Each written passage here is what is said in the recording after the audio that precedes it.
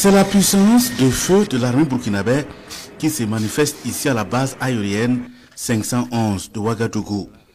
Des hélicoptères pour le transport des troupes et pour des actions humanitaires ainsi que des aéronefs de reconnaissance, les forces armées nationales voient leur capacité opérationnelle dans les airs se renforcer.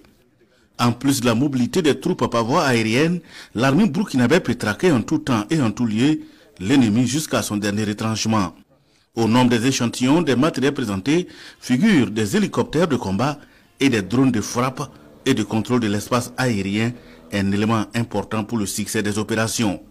Les hélicoptères de combat et de transport et les drones d'attaque et de surveillance que nous venons d'acquérir et de recevoir viennent renforcer la flotte aérienne des forces armées du Burkina Faso.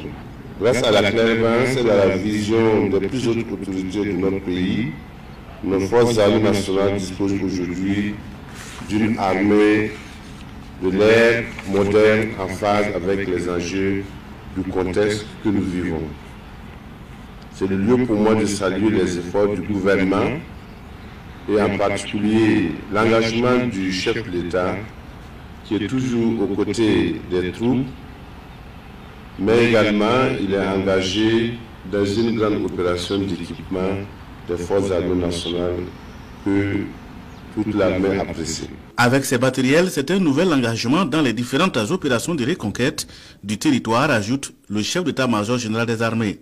De son côté, le ministre en charge de la Défense insiste que ce matériel n'est qu'un échantillon avec pour viser avoir une armée opérationnelle dans tous ses compartiments. Comme le dit souvent, quand on va par étapes, il faut souvent s'arrêter et faire un point.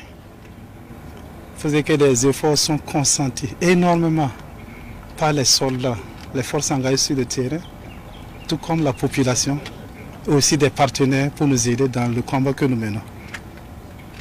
Et ça fait déjà un bout de temps qu'on a des acquisitions. Maintenant que tout est essayé, tout a été confirmé sur le plan opérationnel, on se fait le plaisir de venir faire une réception et de remettre officiellement aux utilisateurs, dont en tête le chef d'état-major des armées. Et comme je le dis, ça ce n'est qu'une partie.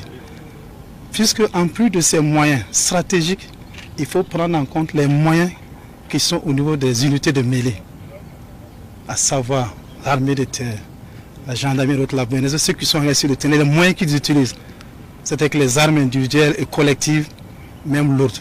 Mais ça, c'est d'autres moyens stratégiques et c'est pour ça qu'on s'intéresse. Il y a d'autres moyens qui sont arrivés et vous pouvez le constater sur le terrain. Tous ces matériels présentés sont acquis sur le budget national en dépit des adversités de tout genre.